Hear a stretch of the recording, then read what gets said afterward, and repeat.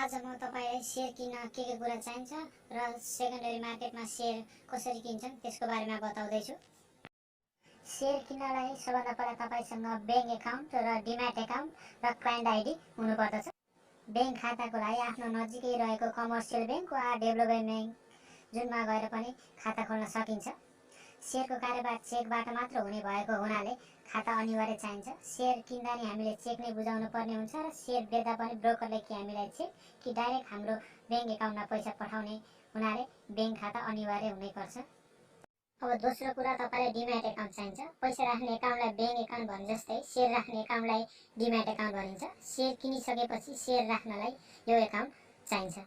Demat account पनि बैंकमा गएर bank account खोले जस्तै गरी खोल्ने हो। लगभग कमर्सियल जुनसुकै बैंकबाट पनि यो खाता खोल्न सकिन्छ। क्लाइन्ट आइडी भनेको ब्रोकरको ग्राहक नम्बर हो।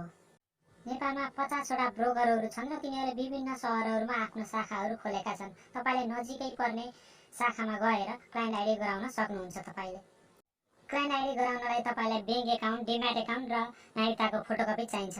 उपत्यका बाहिर ब्रोकरको कहाँ शाखा छ म लास्टमा तपाईलाई जानकारी दिनेछु। यति गरिसकेपछि तपाईले शेयर किन्न सक्नुहुन्छ। शेयर किन्नको लागि तपाईले क्लाइन्ट आइडी गराएकै अफिसमा एउटा माग फारम हुन्छ, त्यहाँ भर्नुहोस्। तपाईले कतिवटा शेयर र कतिको दरमा किन्न चाहनुहुन्छ त्यो फारम भरेर त्यही दिनुहोस् र तिनीहरूले त्यतिकै दरमा तपाईलाई शेयर किनिदिन्छन् र किनिसकेको शेयर तपाईको एकाउन्टमा हालिदिन्छन्। शेयर किनिसकेपछि तपाईसँग पैसा माग्छन् र पैसा मागेको केही दिनपछि तपाईको एकाउन्टमा शेयर हालिदिन्छन्।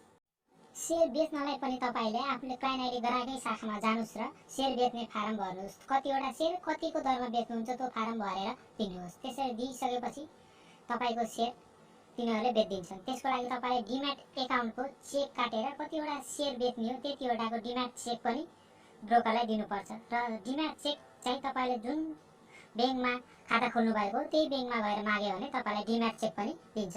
शेयर बेच्दाखेरि केही कमिसन ब्रोकरलाई दिनुपर्छ भने ब्रोकरले तपाईलाई शेयर बेचे बापत वा किने बापत एउटा रिसिप्ट दिन्छ, कम्प्युटर प्रिन्ट रिसिप्ट दिन्छ। त्यो नै तपाईको एउटा शेयर बेचेको वा किनेको प्रमाण हो।